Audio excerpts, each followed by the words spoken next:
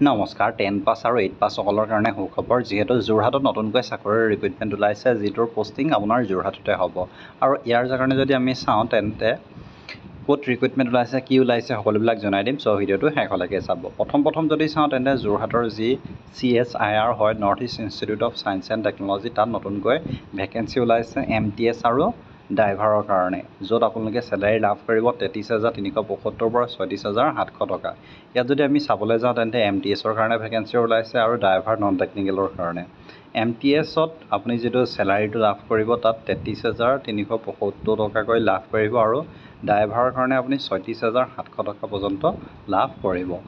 MTSৰ কাৰণে আপোনাৰ 10 পাছ বা 12 পাছ কৰিলে আপুনি আবেদন কৰিব পাৰিব আৰু বাকী ড্ৰাইভাৰৰ কাৰণে আপোনাৰ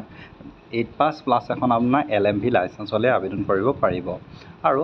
এক্সপিৰিয়েঞ্চৰ ক্ষেত্ৰত এটলিষ্ট 3 বছৰ ড্ৰাইভিং এক্সপিৰিয়েঞ্চ থাকিব লাগিব বয়সৰ সীমা যদি চাই